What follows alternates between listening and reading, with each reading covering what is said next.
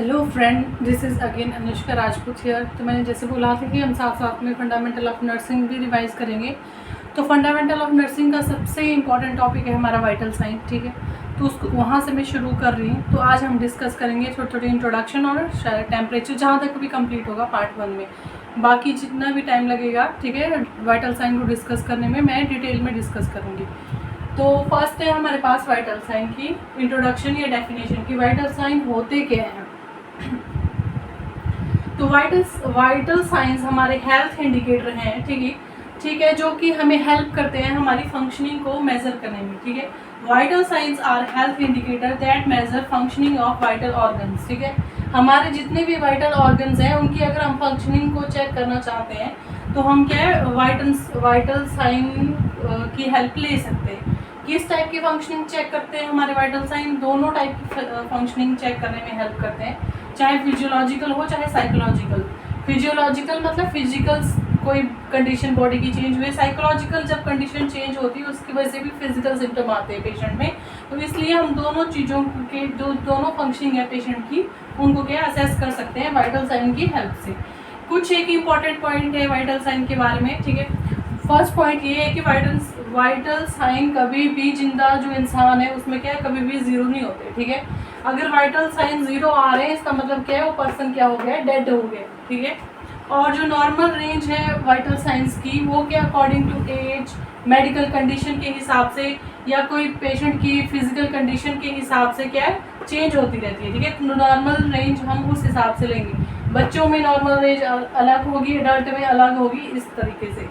Next जो point मैंने यहाँ पे लिखा है कि होते कौन कौन से होते हैं वाइटल साइन, या कार्डिनल साइन भी हम इनको बोलते हैं। तो फर्स्ट है हमारे पास टेम्परेचर, दूसरा है पल्स, थर्ड है रेस्पिरेशन, फोर्थ है हमारे पास बीपी, ठीक है। और जो फिफ्थ वाइटल साइन कई बार पूछा जाता है ना, फिफ्थ वाइटल साइन तो वैसे हम मानते हैं पेन को, बट कुछ एक कंडीशन में जो फिफ्थ वाइटल साइन है हमारा वो क्या वेरी कर जाता है। जैसे एग्जाम्पल है इमरजेंसी में जो पिपलरी रिस्पॉन्स है उसको हम क्या है, फिफ्थ वाइटल साइन मानते हैं। ऐसे अगर पेशेंट आईसीयू में सेडेशन में है या अनकॉन्शियस है तो जो SpO2 लेवल है उसका जो ऑक्सीजन का सैचुरेशन लेवल है उसको क्या हम फिफ्थ वाइटल साइन मानते हैं।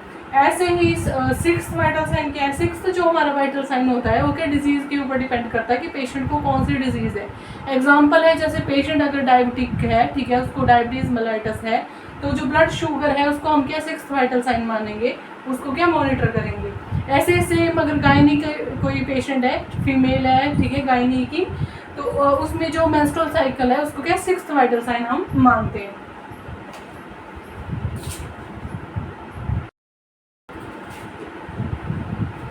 नेक्स्ट है हमारे पास टेम्परेचर।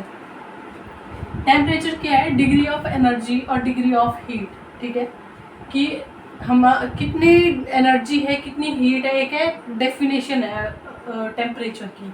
अब बॉडी टेम्परेचर क्या है, ठीक है, बॉडी टेम्परेचर हमारा क्या है, डिफरेंस है हीट प्रोडक्शन में और हीट लॉस में, कि हमारी बॉडी में कितनी हीट की प्रोडक्शन हो रही है और कितना हीट का लॉस हो रहा है, उन दोनों का जो डिफरेंस है वो क्या आएगा, नॉर्मल बॉडी टेम्परेचर, जो हमारा कितना होता है फ़ारेनहाइट में 98.6 डिग्री फ़ारेनहाइट, और सेल्सियस में कितना होता है 37 डिग्री सेंटीग्रेड, ठीक है।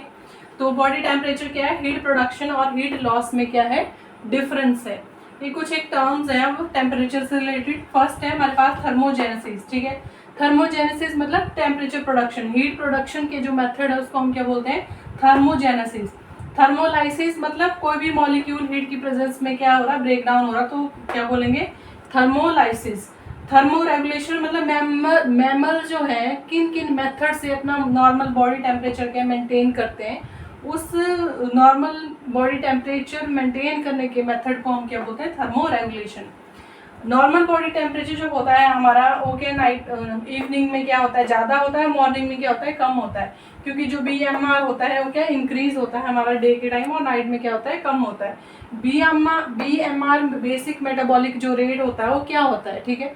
डिग्री ऑफ मतलब कैलोरीज बोल सकते हैं हम, जो हमें वाइटल फंक्शंस को परफॉर्म करने के लिए चाहिए होती है हमारी बॉडी की, है ना, कि जो जैसे बहुत ही बेसिक जो भी वाइटल्स हमारे फंक्शंस हैं, मेन मेजर जो काम है, उन कामों को करने के लिए जितना हमें एनर्जी की रिक्वायरमेंट होती है उसको हम क्या बोलते हैं, बेसिक मेटाबॉलिक रेट, जो मेल में कितना होता है normal 7100 kilo joule per day, और फीमेल में कितना होता है 5900 किलो जूल पर डे। तो ये थी टेम्परेचर की इंट्रोडक्शन। नेक्स्ट है हमारे पास, हमने पढ़ा कि जो बॉडी टेम्परेचर है वो क्या है, हीट प्रोडक्शन और हीट लॉस में क्या है, बैलेंस है, डिफरेंस है, ठीक है। तो अब हम मेथड कुछ डिस्कस करेंगे यहाँ पे, जिससे हमें ये पता चल जाएगा कि हीट प्रोड्यूस कैसे होती है और लॉस्ट कैसे होती है। तो फर्स्ट हम डिस्कस करेंगे method of heat production. Heat production के लिए सबसे पहला जो मेथड है वो है ऑक्सीडेशन ऑफ फूड, ठीक है। जो हम खाना खाते हैं वो ग्लूकोज में कन्वर्ट होता है, ठीक है। यही ग्लूकोज क्या है, ऑक्सीजन की प्रेजेंस में कार्बन डाइऑक्साइड और वाटर में कन्वर्ट हो जाता है, कुछ एक एनर्जी रिलीज करता है, उसको हम क्या बोलते हैं, ऑक्सीडेशन ऑफ फूड। ऐसे ही जो हमारे प्रोटीन और कार्बोहाइड्रेट है, 1 ग्राम प्रोटीन और 1 ग्राम कार्बोहाइड्रेट से हमें 4 किलो कैलोरी मिलती है, ठीक है। और जो फैट होता है उसमें क्या है, 9 किलो कैलोरी हमें मिलती है 1 ग्राम से। नेक्स्ट है हमारे पास हाइपोथैलेमस। हाइपो जो थैलेमस होता है उसके पास हमारे पास हीट लॉस और हीट जनरेटिंग सेंटर होते हैं, ठीक है। हीट लॉस सेंटर कब काम करेगा, जब उसको हीट लॉस करनी हो बॉडी से, और हीट जनरेटिंग कब काम करेगा, जब बॉडी का टेम्परेचर कम हो और इंक्रीज करना हो। ऐसे ही सेम थायराइड हार्मोन हमें पता है मेटाबॉलिज्म करने में हेल्प करता है, ठीक है। तो मेटाबॉलिज्म, अगर ज़्यादा हीट की ज़रूरत है तो ज़्यादा मेटाबॉलाइज करेगा खाने को, फूड को, है ना। मेटाबॉलिज्म क्या ज़्यादा होगा, और जब कम करना होगा हीट प्रोडक्शन, ठीक है, तो कम करेगा ऐसे। तो थायराइड हार्मोन मेटाबॉलिज्म की हेल्प से क्या, जो हमारा BMR है, बेसिक मेटाबॉलिक रेट है, उसको क्या इंक्रीज और डिक्रीज करता है। सेम नेक्स्ट है हमारे पास एड्रिनल ग्लैंड। एड्रिनल ग्लैंड के पास भी अपने हार्मोन है, ठीक है। एड्रिनल कॉर्टेक्स है, और साथ में जो मेडुला है, जो कॉर्टेक्स है उसकी 3 लेयर होती हैं हमारे पास, है ना, ग्लूमेरुलेसा, फेसिकुलेटा, रेटिकुलरिस। तो जो हमारे पास फेसिकुलेटा लेयर है कॉर्टेक्स की, वो क्या ग्लूकोकॉर्टिकॉइड्स क्या रिलीज करती है हार्मोन। जब भी हमें टेम्परेचर इंक्रीज करना होता है तो ये ग्लूकोकॉर्टिकॉइड का लेवल ज़्यादा हो जाएगा। ये ग्लूकोकॉर्टिकॉइड्स क्या करेंगे, हमारा जो बेसिक मेटाबॉलिक रेट है उसको क्या इंक्रीज कर देंगे, ठीक है। बेसिक मेटाबॉलिक रेट जब इंक्रीज होगा तो टेम्परेचर भी हमारा इंक्रीज हो जाएगा। नेक्स्ट मैंने लिखा है यहाँ पे ओवुलेशन, ठीक है। ओवुलेशन जब फीमेल में ओवरी से एग रिलीज होता है, ठीक है। ये ओवुलेशन जो हार्मोन रिस्पॉन्सिबल होता है ओवुलेशन के लिए वो होता है प्रोजेस्टेरॉन, ठीक है। और ओवुलेशन से कुछ दिन पहले जो हमारा बॉडी है उसका टेम्परेचर क्या है, कम हो जाता है। बट ओवुलेशन के 3 से 4 दिन तक, और ड्यूरिंग ओवुलेशन जो बॉडी का टेम्परेचर है वो क्या इंक्रीज हो जाता है, ठीक है। बहुत ज़्यादा इंक्रीज नहीं होता, बट 1 to 2 डिग्री का क्या डिफरेंस आ जाता है। नेक्स्ट है अदर मेथड भी है। एक्सरसाइज अगर हम करते हैं तो उससे भी क्या हीट प्रोड्यूस होती है हमारी बॉडी में। स्ट्रॉन्ग इमोशन, ठीक है, जब हम बहुत ज़्यादा रोते हैं, खुश होते हैं, उसमें भी हीट की प्रोडक्शन होती है। शिवरिंग, ठीक है। शिवरिंग क्या है, इसको कौन जो हमारा सिंपैथेटिक नर्वस सिस्टम है वो कंट्रोल करता है शिवरिंग को, ठीक है। जैसे हमें हमारा टेम्परेचर कम होता है तो शिवर करके बॉडी के टेम्परेचर को क्या इंक्रीज कर देता है। ये सारे हमारे क्या थे, method of heat production. Next है हमारे पास मेथड ऑफ हीट लॉस। 4 ही मेथड है जिसकी वजह से हमारी बॉडी की जो हीट है वो लॉस होती है। फर्स्ट है radiation, evaporation, convection and conduction.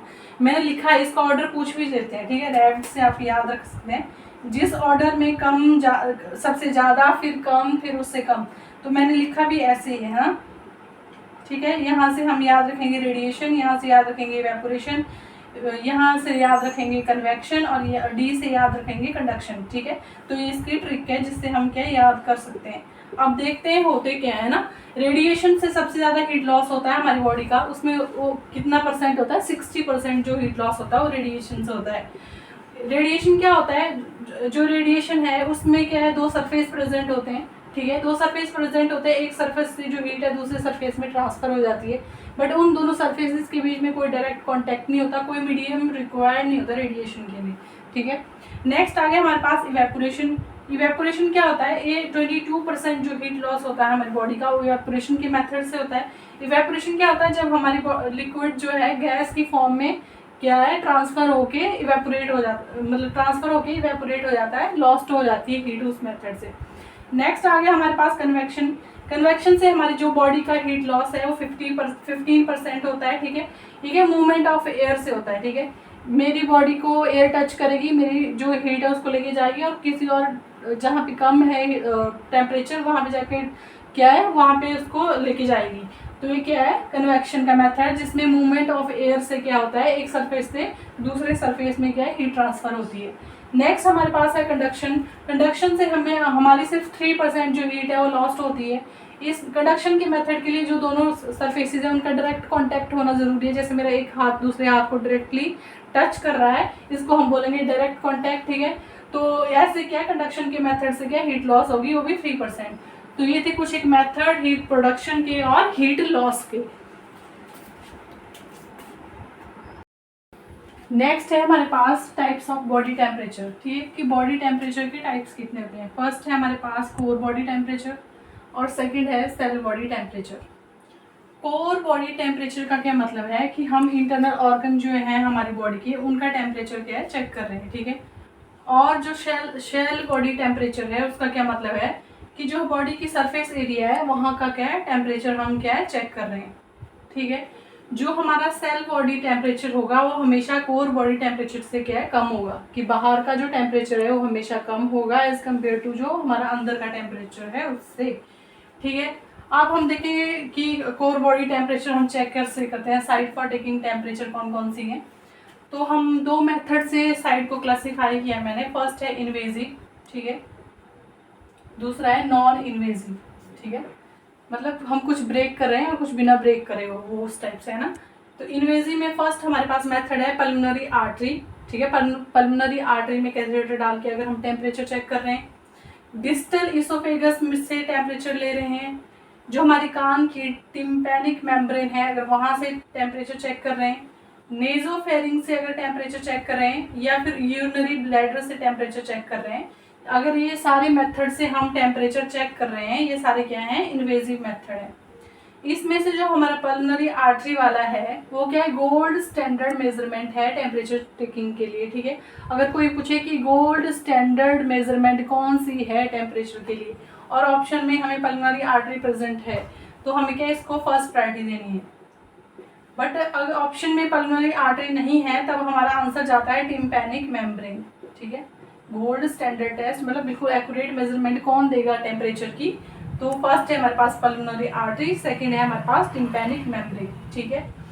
और नेक्स्ट है हमारे पास method of non invasive method, ठीक है। नॉन इन्वेजिव में ओरल रूट आ गया हमारा, ठीक है, मुंह से ले रहे हैं, माउथ से, बाय माउथ, एक्सिला से ले रहे हैं, ठीक है, एक्सिलरी, रेक्टल से, रेक्टम से ले रहे हैं, रेक्टल टेम्परेचर, रेक्टल थर्मामीटर की हेल्प से, ठीक है। इसमें जो रेक्टल और जो टिम्पैनिक मेम्ब्रेन है, अगर एक और मैं क्लासिफाई करना चाहूँगी सेमी इन्वेजिव, तो जो रेक्टल टेम्परेचर है लेने का मेथड है, और जो हमारा टिम्पैनिक मेम्ब्रेन की साइट है वो क्या आती है, सेमी इन्वेजिव में भी आती है। तो आज के लिए हम यहीं तक करेंगे, ठीक है। अभी टेम्परेचर की एक और वीडियो लेक्चर में टेम्परेचर क्या है कंप्लीट हो जाएगा, फिर उसके बाद हम शुरू करेंगे नेक्स्ट हमारा जो वाइटल साइन है पल्स, ठीक है। तो आज के लिए इतना ही, वीडियो को देखते रहें, ठीक है। ज़्यादा से ज़्यादा लाइक करें, शेयर करें, चैनल को सब्सक्राइब करें, ठीक है। और लोगों को भी एडवाइस करें जो क्या है तैयारी कर रहे हैं और इमीडिएट रिवीजन चाहते हैं अपने जो मेन हमने 2 सब्जेक्ट शुरू किए, एक MSN और एक फंडामेंटल ऑफ नर्सिंग, तो दोनों को इमीडिएटली रिवाइज करने के लिए क्या चैनल की वीडियोस को क्या फॉलो करें। तो आज के लिए इतना ही, सो थैंक यू।